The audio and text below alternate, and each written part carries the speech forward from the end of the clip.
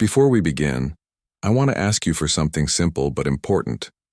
If this audiobook resonates with you, if at any point you feel like these words are speaking directly to your mind, if you're tired of reacting, explaining yourself, defending your emotions, or proving your worth, subscribe to the channel.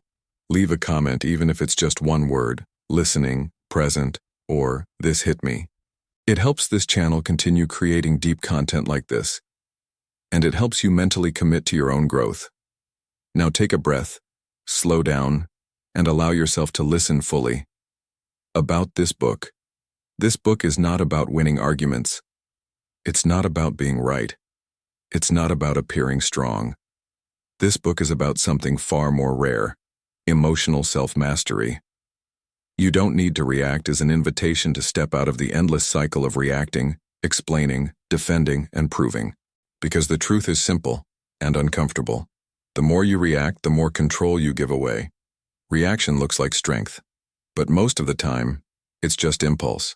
And impulsive people are easy to control. The invisible problem of reaction. From an early age, we are trained to react. Someone criticizes, you defend yourself. Someone provokes, you respond. Someone ignores you, you explain yourself. Someone doubts you, you try to prove them wrong. Very few people stop to ask, why do I feel the need to react at all? Because reacting doesn't solve the problem. Reaction feeds it. Every emotional reaction sends a silent message. You affected me. And once someone learns where you react, they learn exactly where to press. Reaction is not authenticity. There's a modern lie that needs to be dismantled. We're told that reacting is being real, that saying everything you feel is authentic, that emotional explosions mean strength. But observe carefully. The most respected people in the room are rarely the loudest. The most powerful people rarely explain themselves. The most confident people don't compete emotionally. They observe. They choose. They respond only when it matters. The hidden cost of reacting to everything. Reaction is exhausting. It drains your mental energy. It keeps your nervous system on edge. It turns life into constant defense mode. Every emotional reaction consumes attention that could be used to create, focus, build, or grow. When you react to everything, you live in survival mode. Always alert, always tense, always ready to defend. That's not living. That's emotional burnout. Silence as a tool of power. Silence is not weakness. Silence is a filter. Those who react less observe more. Those who observe more understand better. Those who understand better make fewer mistakes. Silence creates space between stimulus and response. And inside that space is where power lives. Not power over others, but power over yourself. You don't need to prove anything. One of the most dangerous mental traps is the need for validation. Proving you're right, proving you're capable, proving you deserve respect, proving you're not weak. But the need to prove comes from insecurity. True confidence is quiet. It doesn't argue. It doesn't explain. It doesn't react. People who provoke want control. People provoke for one reason: to pull you out of your center. The moment you react emotionally, you step into their game. But when you don't react, something interesting happens. The provocation loses power. The dynamic shifts.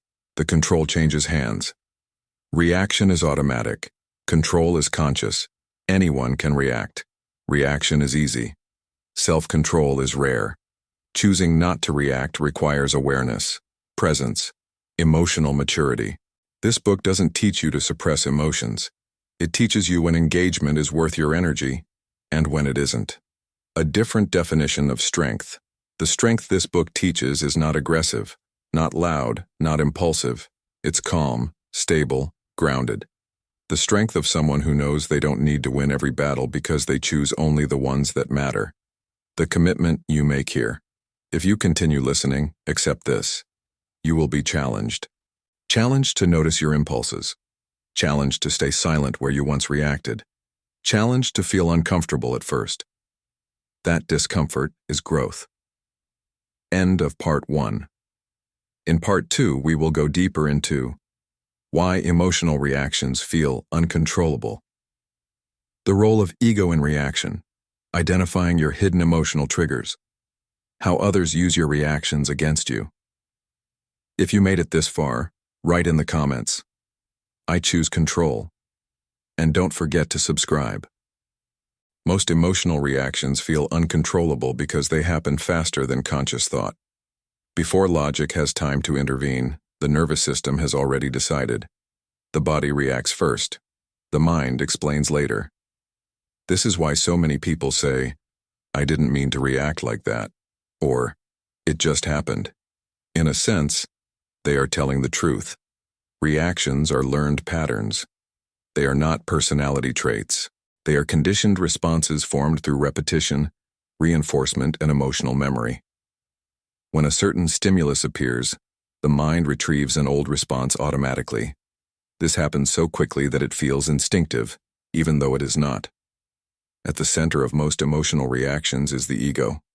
The ego is not confidence. The ego is not identity. The ego is the fragile image you feel compelled to protect. The ego reacts because it perceives threat. Not physical threat, but psychological threat. A threat to status, a threat to self-image. A threat to how you want to be seen. When someone criticizes you, the ego hears danger. When someone ignores you, the ego hears rejection. When someone disagrees with you, the ego hears invalidation. The reaction is not about the situation. It is about the meaning the ego assigns to it. This is why two people can experience the same event and react completely differently. One reacts calmly, the other explodes. The difference is not emotional strength. The difference is ego involvement. The ego wants to be right. It wants to be respected. It wants to be acknowledged. It wants to feel superior, or at least equal. Any situation that threatens these needs triggers reaction. Most people believe they react because they are emotional. In reality, they react because they are attached to an image, attached to approval, attached to control. Reaction is the ego's attempt to regain control. This is why arguments escalate. One ego reacts. The other ego responds. Each reaction feeds the next. Very quickly, the original issue disappears, and the interaction becomes a battle for dominance. The moment you react emotionally, you surrender clarity. The mind narrows, the body tenses, the voice changes, logic fades, the nervous system takes over. From that moment on, you are no longer choosing. You are being driven. An unreactive person is not someone without emotions. It is someone who has learned to pause, to recognize the surge before acting on it. That pause is the difference between control and impulse. Most people never develop this pause. They live inside reaction loops. The same triggers produce the same responses over and over for years. The faces change. The environments change. The reactions remain identical. This creates a false sense of identity. People begin to say, "That's just how I am." But that is not who they are. That is what they repeat. Emotional triggers are stored memories. The body remembers moments when you felt embarrassed, dismissed, humiliated, ignored, or threatened. When a similar situation appears, the body responds as if the past is happening again. This is why reactions often feel disproportionate. The reaction is not to the present moment alone. It is to accumulated emotional history. Someone raises their voice, and suddenly you feel 10 years old again. Someone doubts you, and suddenly you feel invisible. Someone challenges you, and suddenly you feel the need to dominate. The present moment becomes a doorway to unresolved emotion. An unreactive mind learns to separate the present from the past. It recognizes when an old wound is being activated. It understands that intensity does not equal importance. This awareness is not automatic. It is trained. The first step toward control is noticing patterns, not judging them, not suppressing them, simply noticing. What situations trigger you consistently? What type of people provoke the strongest reactions? What words immediately change your emotional state? These patterns reveal attachment points. The ego reacts strongest where identity feels weakest. If you are secure in an area, criticism there feels irrelevant. If you are insecure, even a small comment feels threatening. This is why silence is powerful. Silence deprives the ego of immediate defense. It creates space. In that space, the reaction loses momentum. Most people fear silence because silence feels like losing. They believe not reacting means accepting disrespect. In reality, not reacting means refusing to participate in emotional chaos. Silence is not submission. Silence is selection. You are selecting where your energy goes. People who provoke reactions are rarely interested in resolution. They are interested in control. They want to see if they can move you emotionally. When you react, you confirm their influence. When you don't react, the dynamic shifts. Confusion appears, the power structure changes. The person who expected reaction loses leverage. This is why emotional control unsettles manipulative people. They depend on predictable reactions. When those reactions disappear, their strategy collapses. An unreactive mind is difficult to manipulate because it does not offer emotional handles. But control does not mean suppression. Suppression stores emotion. Stored emotion resurfaces later with greater force. Control means conscious choice. You can feel anger without acting on it. You can feel irritation without expressing it. You can feel the urge to defend without doing so. Feeling is not the problem. Acting unconsciously is. The ego believes every challenge requires response. Discipline teaches discernment. Not every comment deserves attention. Not every opinion deserves energy. Not every provocation deserves engagement. Responding selectively is strength. The more you practice non-reaction, the more you weaken old patterns. At first, the urge to react feels overwhelming. The body expects release. But if you hold still, the surge passes. The nervous system settles. This teaches the mind an important lesson. Reaction is not necessary for survival. Over time, triggers lose intensity. The same situations that once provoked strong emotion now produce mild sensation or none at all. This is not emotional numbness. It is emotional regulation. An unreactive person experiences emotion without becoming emotion.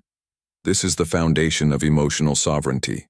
The ego resists this process because it thrives on drama. Drama reinforces identity. Drama creates significance. Without reaction, the ego feels irrelevant. But what replaces ego is clarity. Clarity allows you to see situations as they are, not as threats to identity. It allows you to choose responses strategically rather than impulsively. An unreactive mind does not rush to defend. It waits. It listens. It observes patterns in others. It sees intentions beneath words. This is why emotional control increases intelligence. Not academic intelligence, but situational intelligence. You see more because you are not blinded by emotion. The greatest advantage of non-reaction is not peace. It is leverage. When you are calm, others reveal themselves. When you are silent, others speak more. When you do not react, you gather information. Information creates advantage. Most conflicts are lost not because of weakness but because of reaction. Words spoken impulsively cannot be taken back. Decisions made emotionally create long-term consequences. An unreactive mind avoids unnecessary damage. This does not mean avoiding confrontation forever.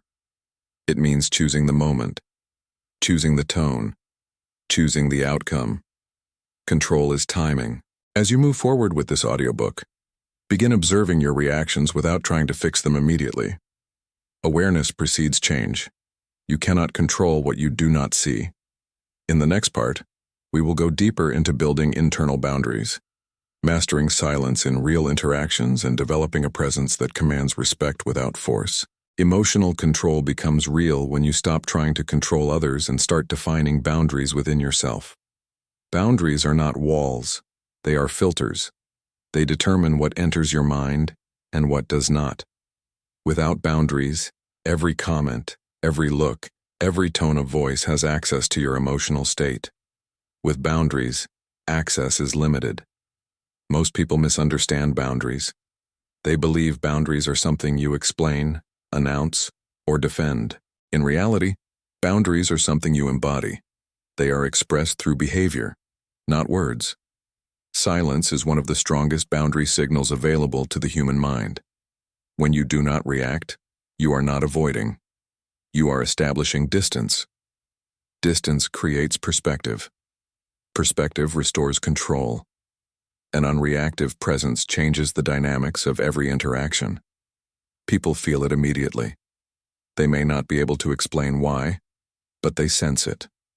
Calm energy communicates strength. Emotional restraint communicates authority. The absence of reaction creates uncertainty in those who expect control through provocation. Most people reveal their intentions through your reactions. When you react, you give feedback. When you remain still, they expose themselves. Silence forces others to fill the space. In that space, patterns emerge. An emotionally disciplined person listens more than they speak. Not because they lack confidence, but because information is power. Words spoken too quickly surrender leverage. Silence preserves it. Boundaries also protect your energy. Every reaction consumes energy. Even small reactions drain mental resources. Over time, this leads to fatigue, irritability, and emotional exhaustion. Non-reaction conserves energy. That energy can then be redirected toward focus, creativity, and long-term growth. Emotional distance does not mean emotional coldness. It means emotional selectivity. You choose when to engage and when to disengage. You stop responding to noise and start responding to substance. One of the most difficult boundaries to establish is the boundary between your inner state and other people's emotions. Many people absorb emotions unconsciously. Anger becomes contagious. Anxiety spreads. Negativity transfers quickly. Without boundaries, you carry emotional weight that does not belong to you. An unreactive mind recognizes this transfer and interrupts it. It observes emotion without absorbing it. This skill protects inner peace in chaotic environments. Silence plays a critical role here. Silence interrupts emotional contagion. It slows the interaction. It prevents escalation. It gives your nervous system time to stabilize. The body responds to silence. Heart rate decreases. Muscle tension softens. The mind regains clarity. This physiological response is why silence feels uncomfortable to impulsive people. It removes stimulation. Most reactions exist to relieve internal tension. Anger releases tension. Defensiveness releases tension. Explanation releases tension. Silence forces you to tolerate tension without releasing it impulsively. This tolerance is a form of strength. As tolerance increases, reactions lose urgency. The mind learns that it does not need to discharge emotion immediately. It can hold it, observe it, let it pass. This ability fundamentally changes how you experience conflict. Conflict becomes manageable rather than overwhelming. You no longer feel compelled to respond instantly. You respond intentionally or not at all. Boundaries also clarify responsibility. You stop feeling responsible for correcting others' perceptions. You stop explaining your intentions. You stop defending your character. When you know who you are, external misunderstanding loses power. People who demand explanations are often seeking validation or control. When you explain excessively, you reward that demand. When you remain calm and silent, the demand weakens. An unreactive presence often frustrates those who rely on emotional leverage. They may escalate at first. Louder words, sharper tones, more provocation. This escalation is a test. If you remain steady, it eventually collapses. Silence exposes intention. If someone wants understanding, they slow down. If someone wants control, they intensify. Your non-reaction reveals which one it is. This is why silence is not passive. It is diagnostic. It shows you who you are dealing with. Boundaries also apply internally. Many reactions are internal before they are external. Self-criticism, rumination, overthinking, mental arguments that replay endlessly. These are internal reactions. An unreactive mind establishes boundaries with its own thoughts. It observes them without engaging. It does not argue with every idea. It does not follow every narrative. Thoughts are events, not commands. Emotional discipline includes mental discipline. You choose which thoughts deserve attention. Internal silence is as important as external silence.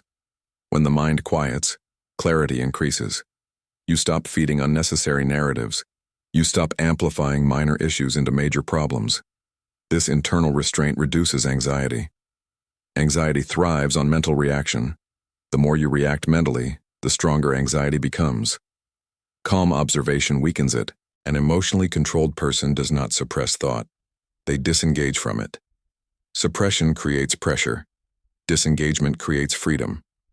The more distance you create between stimulus and response, the more power you gain over your own behavior.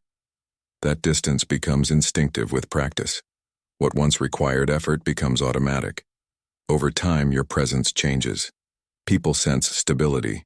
They sense boundaries. They sense that emotional manipulation will not work. This changes how they interact with you. Respect grows not from dominance but from consistency. When people know you do not react impulsively, they approach differently. Conversations become calmer. Conflict reduces. This does not mean everyone will like you. Some will feel threatened. Some will feel exposed. Some will feel uncomfortable. Emotional control disrupts unhealthy dynamics. An unreactive mind accepts this. Approval is no longer the goal. Self-governance is. As you continue listening, begin practicing silence in small moments. Pause before responding. Let the urge pass. Observe without acting. This practice builds capacity. In the final part, we will integrate everything. How non-reaction reshapes identity, strengthens long-term confidence, and creates a quiet form of power that remains stable under pressure. With time and practice, non-reaction stops feeling like effort and starts feeling like identity. At first, silence feels uncomfortable. Pauses feel unnatural. The urge to respond feels overwhelming. But gradually, something shifts. You no longer experience silence as restraint. You experience it as stability. This is the moment emotional control becomes internalized. You are no longer trying not to react. You simply don't. Your nervous system has learned a new baseline. Calm replaces urgency. Observation replaces impulse. Choice replaces compulsion. This shift changes how you see yourself. You stop identifying as someone who must respond, explain, or defend. You begin to identify as someone who chooses. Someone who governs their inner state regardless of external pressure. This identity is powerful because it is independent. An unreactive identity does not depend on approval. It does not rely on validation. It does not require constant reinforcement from others. It stands on internal consistency. Most people never experience this level of inner stability. Their identity fluctuates with reactions. Praise lifts them. Criticism destabilizes them. Conflict exhausts them. They live emotionally exposed. An unreactive mind closes that exposure. This does not mean emotional isolation. It means emotional ownership. Your emotions belong to you. They are not public property. Not every feeling needs expression. Not every thought needs a voice. As this identity strengthens, confidence changes shape. It becomes quieter, less performative, less defensive. You no longer feel the need to prove intelligence, strength, or worth. Confidence stops being something you show and becomes something you carry. This is why emotionally controlled individuals often appear grounded. Their posture changes. Their tone stabilizes. Their presence feels steady. Others feel it immediately, even if they cannot articulate why. This presence is the result of long-term self-governance. Non-reaction also simplifies life. Fewer arguments, fewer explanations, fewer emotional drains. You stop entering unnecessary battles. You stop replaying conversations in your mind. Mental space opens. In that space, clarity emerges. Clarity allows better decisions. Better decisions reduce regret. Reduced regret increases self-trust. Over time, you begin to rely on yourself more deeply.